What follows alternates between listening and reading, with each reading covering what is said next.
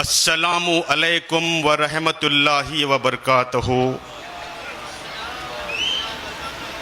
औज़ु बिल्लाहि मिनश शैतानिर रजीम।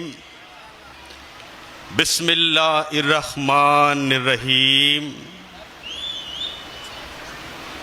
अल्लाहुम्मा सल्लि अला सय्यदिना शफीअना नबीना मौलाना मोहम्मदियों वबारिक वसल्लिम।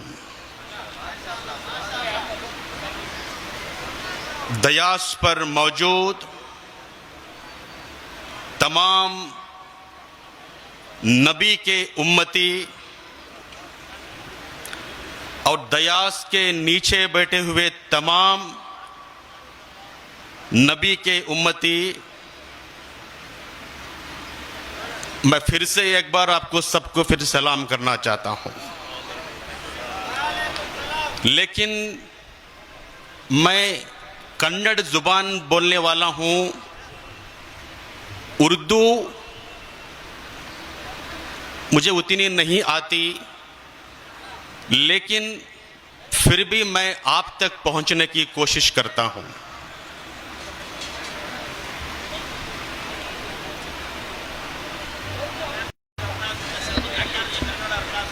एक ऐसा प्रोग्राम जीवन में पहली बार मुझे मौका मिला है, इतने बड़े अल्लाह के बंदों के सामने मुझे रूबरू होने का मौका मिला है। मैं खास करके, क्योंकि जिस भाषा में एक्सपर्ट होते हैं उनको बोलना है, जिनको वो समझ में नहीं आता है उनको सुनना है। इस्लाम एक ऐसी धर्म है, दीन है, दुनिया में ऐसा कोई धर्म है नहीं। शांति और अमन का पैगाम लेके सल्लल्लाहु अलैहि व आला वसल्लम नबी ने अरब के दरिंदों को पहले मुसलमान नहीं बनाया। अरब के दरिंदों को पहले नबी ने मुसलमान नहीं बनाया, पहले उनको अच्छा इंसान बनाया, बाद में उनको मुसलमान बनाया। एक अच्छा इंसान ही एक अच्छा मुसलमान बनता है। इस्लाम को जानने के लिए, इस्लाम को समझने के लिए, इस्लाम को परखने के लिए मुसलमानों को मत देखिए, टोपी को मत देखिए, चेहरे को मत देखिए। इस्लाम को समझने के लिए कुरान को देखिए।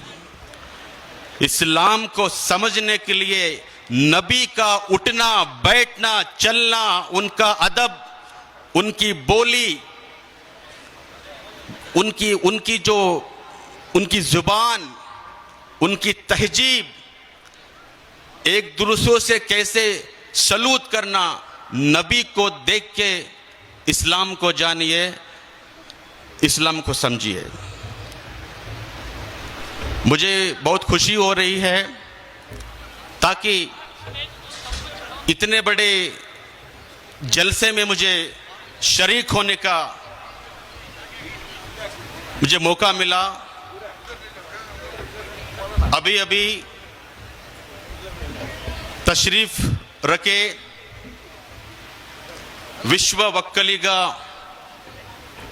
समाज के महास्वामी जी यहाँ पर मौजूद हैं, और कलकत्ता से आए मौलाना साहब 13 साल के पहले मैं कलकत्ता मौलाना जी का बयान सुनने के लिए गया था, नीचे बैठकर सुनता था। आज एक ऐसा मौका मिला है कोलकाता मौलाना जी का बयान उनके सामने बैठ के, उनके बाजू बैठ के मुझे सुनने का आज मौका मिला है। वो ऐसे उनकी जुबान, उनकी बोली, उनका जो बोलने का अंदाज, उसमें शक्ति बहुत है। वो पूरे माहौल को बनाते हैं, पूरे माहौल को इकट्ठे, जो उसको जोड़ते हैं। हिंदू और मुसलमान, उनकी एकता कैसे होना चाहिए, कैसे रहना चाहिए, कलकत्ता मौलाना साहब जी से मैं सुना हूं। वो हिंदुस्तान के बहुत सारे हर राज्य में मैं उनको देखा हूं, उनसे मैं बहुत प्रभावित हुआ हूं।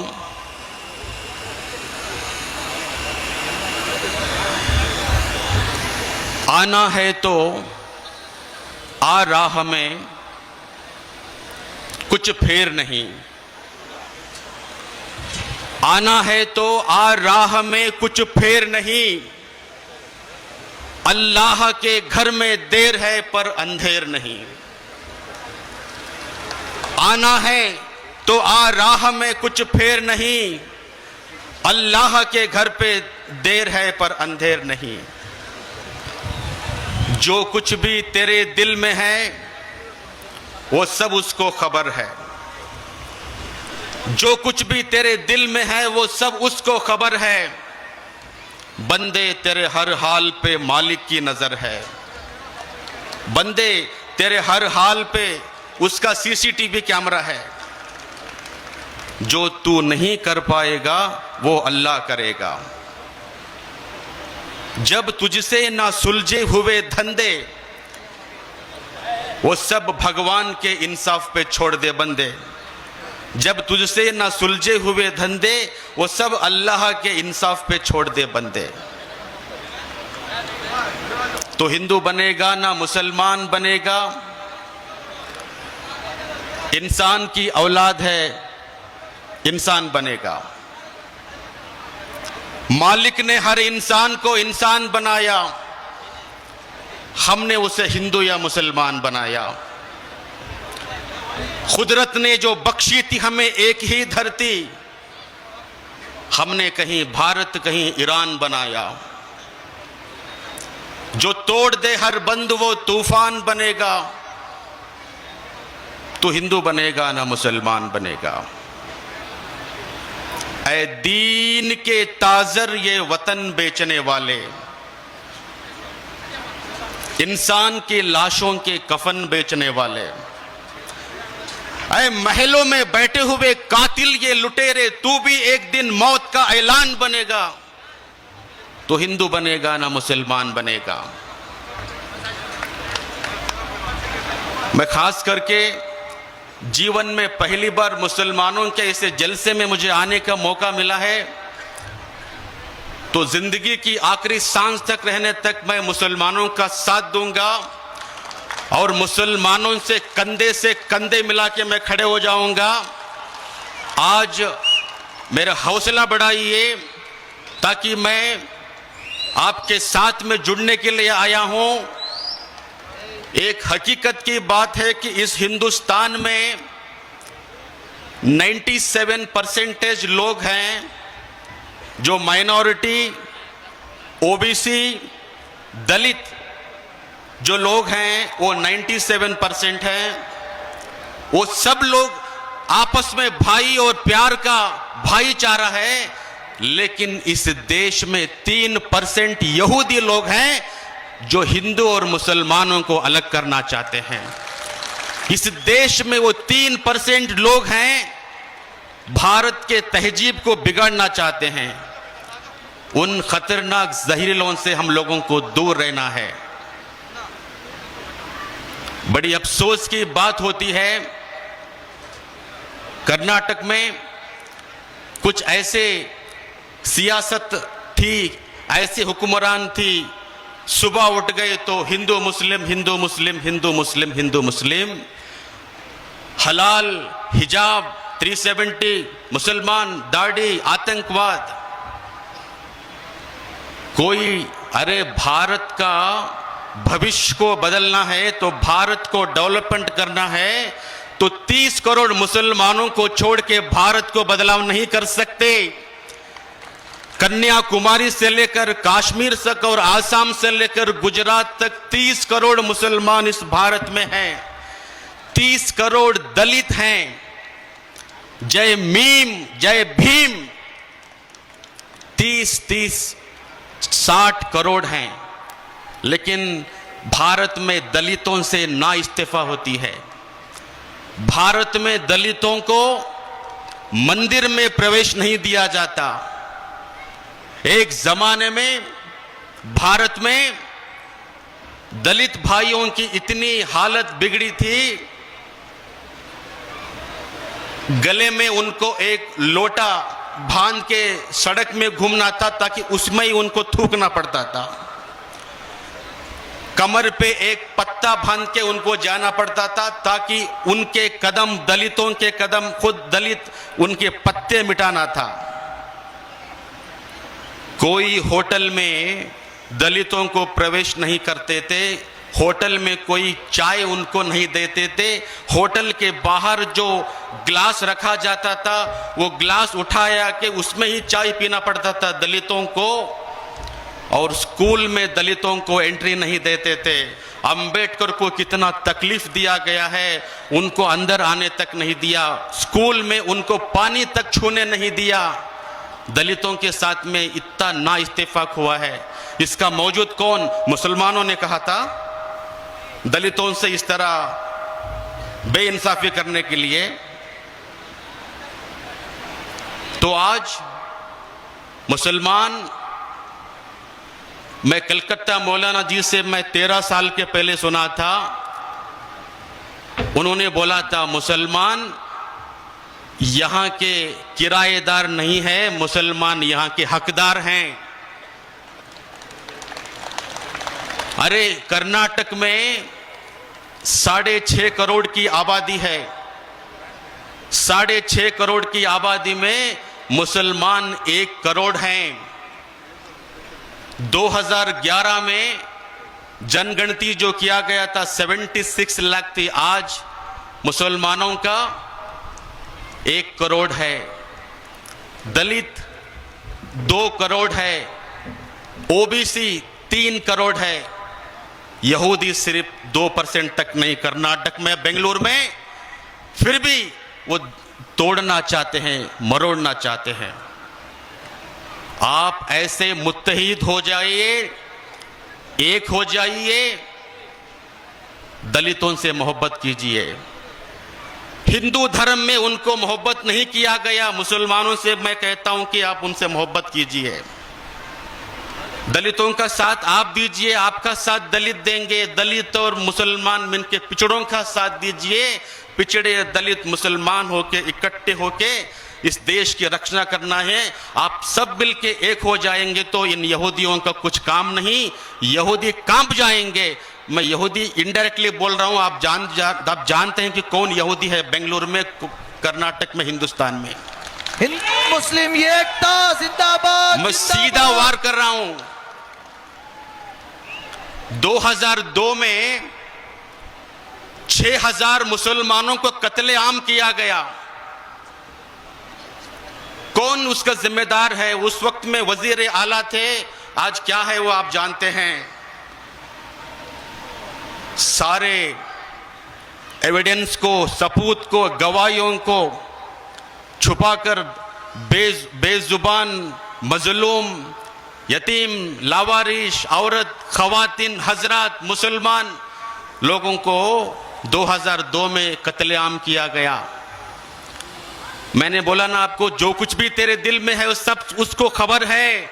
अरे 2002 में जब तेरी हुकूमत थी, तेरे पास में वो कंट्रोलिंग था, तूने कंट्रोलिंग नहीं किया, कत्लेआम किया गया।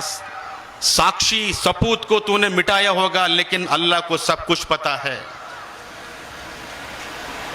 कोर्ट को खरीदी किया होगा, पुलिस को खरीदी किया होगा, माहौल को खरीदी किया होगा, लेकिन मुसलमानों के जितने लोगों को कत्लेआम किया गया, कितने लोग बेवा हो गए, कितने लोग अपने बेटे को गुमा लिया है, कितने लोग अपने बच्चों को गवा लिया है, कितने लोगों के बदवा लगी होगी।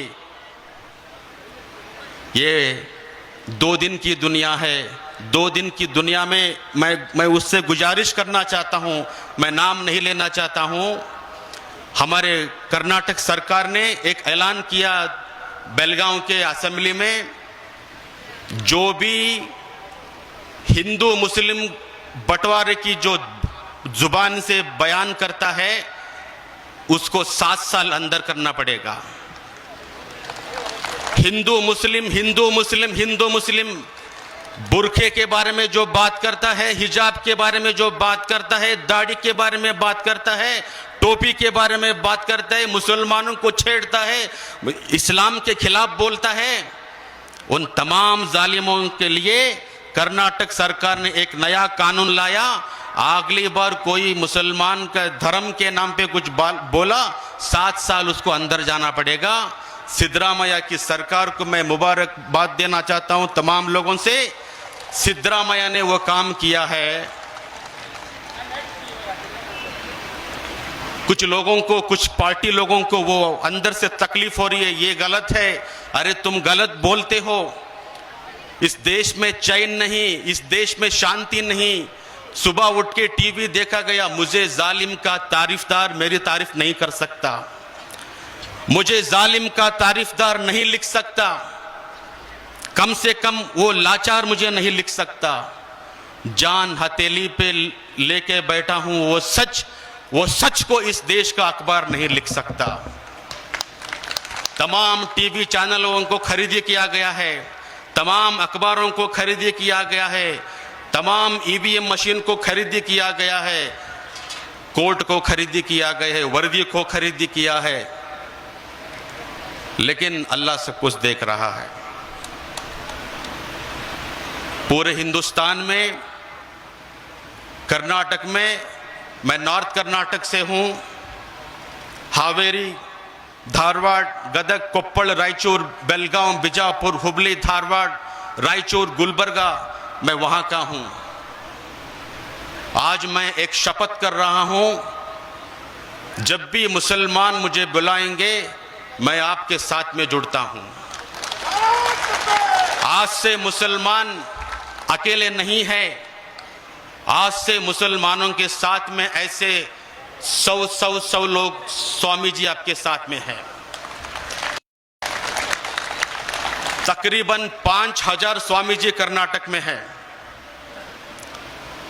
दलित के स्वामी जी है, ओबीसी के स्वामी जी है, मैं लिंगायत का स्वामी जी हूं।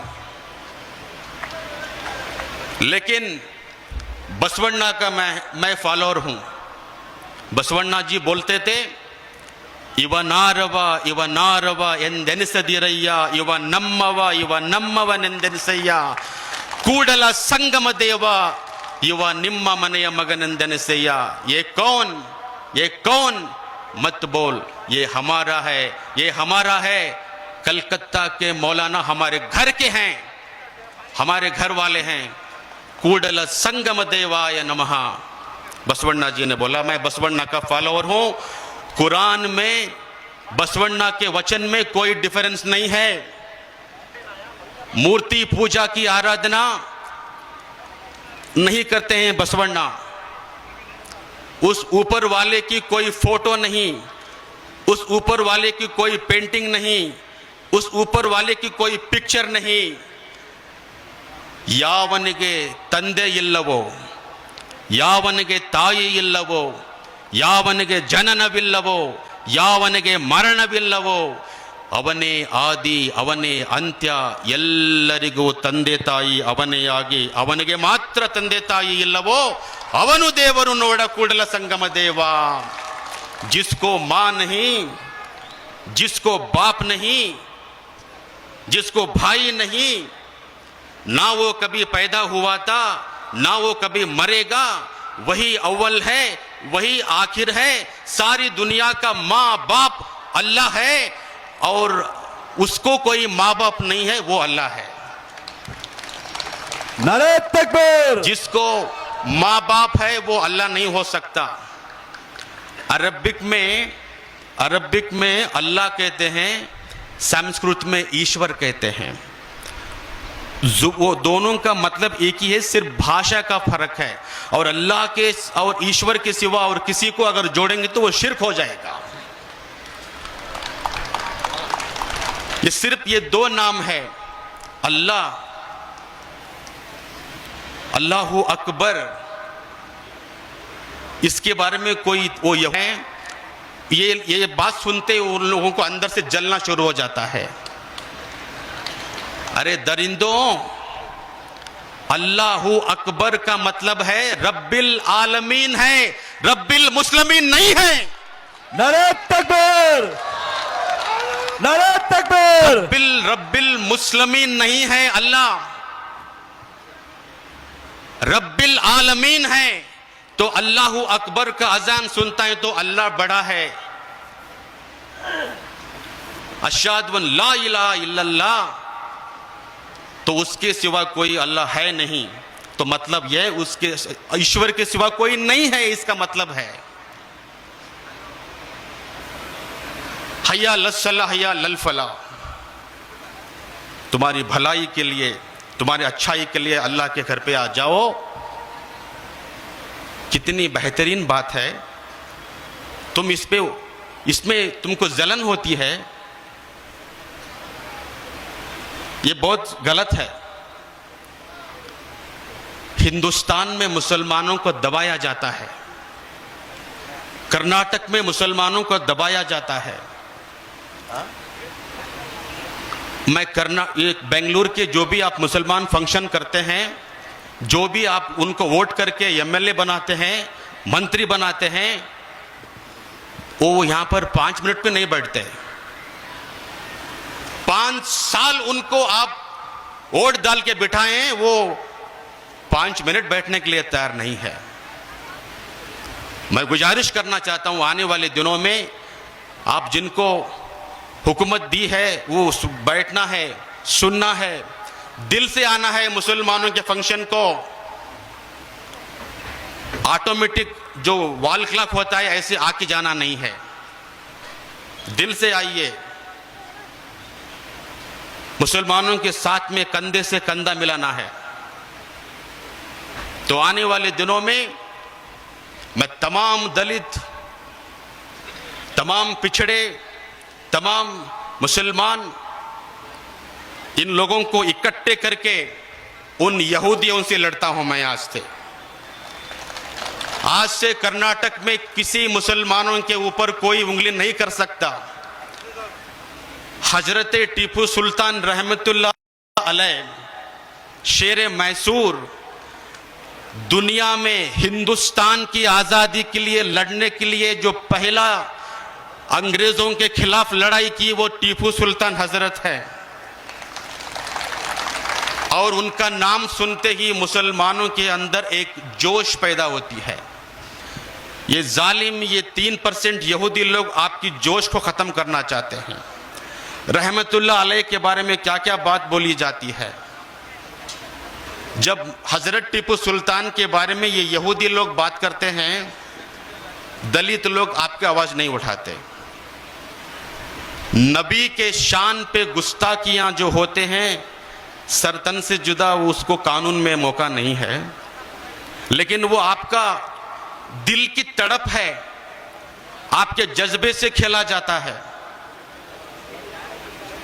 लेकिन मैं ये कहता हूं, अंबेडकर की शान पे गुस्ताखियां करते हैं तो तब आपको रोड में आना पड़ता है। जब टीपू सुल्तान की शान में गुस्ताखियां होते हैं तो हम दलित भी बाहर आ जाते हैं आपके साथ में।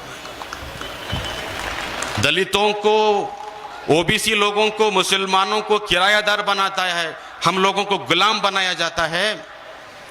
ये आज से नहीं चलेगा, आने वाले दिनों में। मुसलमान भाइयों, बेफिक्र से आप हिम्मत से रहिए और आने वाले दिनों में हम सब लोग मिलके आपका हौसला बढ़ाएंगे। मैं नेक्स्ट जब आता हूं तो उर्दू सीख के आता हूं और आपका हिम्मत बढ़ाता हूं। तो लास्ट में मैं आज कलकत्ता मौलाना जी से मैं उनको सुनने आया हूं खास करके, लेकिन मुझे एक नज़म भी आपसे बोलना है, तो मैं 2 मिनट में उसको ख़त्म करना चाहता हूं। परमिशन देंगे आप मुझे बोलने के लिए? कुछ दिनों के पहले बोल रहे थे घर वापसी कर जाओ, मुसलमानों को बोल रहे हैं कि पहले आप हिंदू ही थे, आप आ जाइए वापस, घर वापसी बोल रहे थे। हाँ, हम मुसलमान को छोड़िए, मैं आता हूँ लिंगायत, हिंदू में मुझे कहाँ शामिल करोगे आप? ब्राह्मण, क्षत्रिय, वैश्य, शूद्र, हमको सबसे नीचे रखा जाता है, क्यों आना चाहिए हम लोग? आखिरी बंद। लेकिन ये इमरान प्रतापगढ़ी के नज़म में ये नहीं है, मैंने इसमें शामिल किया गया है। अरे कर्नाटक के मुसलमान 10 मुसलमान एमएलए हैं, 3 लोग एक जगह बट गए हैं। 10 मुसलमान एमएलए हैं और 4 एमएलसी हैं। सब लोगों को मुख्यमंत्री बनाते हैं, तो मुसलमान को कब मुख्यमंत्री बनाते हैं? 88% मुसलमान वोट करता है, फिर भी मुसलमानों को हुकूमत नहीं दिया जाता है। 20% वोटिंग किया जाता है, उनको मुख्यमंत्री देना चाहिए। 15% वोटिंग करते हैं, उसको मुख्यमंत्री पूछता है, लेकिन 88% मुसलमान वोट करता है, मुसलमानों को सीएम नहीं बनाया जाता है। राहुल गांधी जी, प्रियंका गांधी जी, इंदिरा, जो भी सोनिया गांधी जी, खरगे जी, एक बार मुसलमानों को भी कर्नाटक का मुख्यमंत्री बनाना चाहिए। मैं आज इस मंच से बोल रहा हूं, नहीं तो मुसलमान 10 जगह जीता होगा, 60 जगह मुसलमान जिताएगा। 60 जगह जिताएगा तो 10 जगह जीत के आएगा, तो 70 मुसलमान एमएलए करने की ताकत है। सरकार को उखाड़ के फेंकने की ताकत मुसलमान के पास है, सरकार को बनाने की ताकत मुसलमान के पास है। अगर मुसलमानों को आप इस तरह ही नीचे रखा गया तो आने वाले दिनों में मुसलमान क्या करना है वो जानता है। ओके, एक आखिरी जो इसमें वो नहीं है, लेकिन मैंने इसमें शामिल किया है आपका हौसला बढ़ाने के लिए।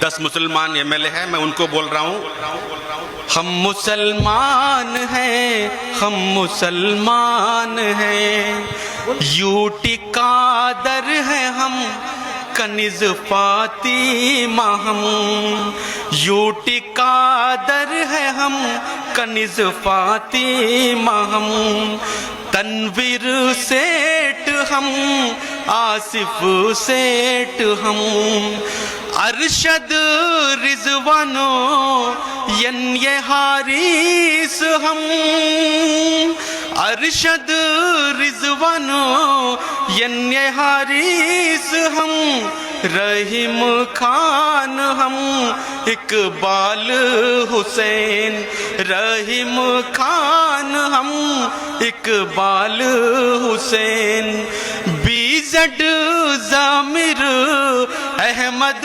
खान पठान, बीजड जामिर अहमद खान पठान, यासिर अहमद खान हम हैं पठान, यासिर अहमद खान हम हैं पठान। हम मुसलमान हैं, आप मुसलमान हैं। बहुत बहुत शुक्रिया। शरणो शरणो शरणार्थी। ओम श्री गुरु बसवलिंगाय नमः। ओम नमः शिवाय। श्री गुरुभ्यो नमः। शिवार्पणमस्तु। अस्सलामु अलैकुम व रहमतुल्लाहि व बरकातुहू। ये समाचार बुलेटिन प्रायोजित था Golden Gate PU College of Science and Commerce द्वारा। आपके सपनों का कॉलेज, आपके बेहतर भविष्य की पहचान। Nausheen colony, Malgatti road, Gulbarga. साल 2025 और 26 के लिए एडमिशन शुरू हो चुके हैं। ये समाचार मैक्स मल्टी स्पेशलिटी हॉस्पिटल द्वारा प्रायोजित है, जो 24 घंटे 7 दिन आपातकालीन ट्रॉमा और क्रिटिकल केयर सेंटर है, और यह Hagarga circle, ring road, Gulbarga में सुविधाजनक स्थान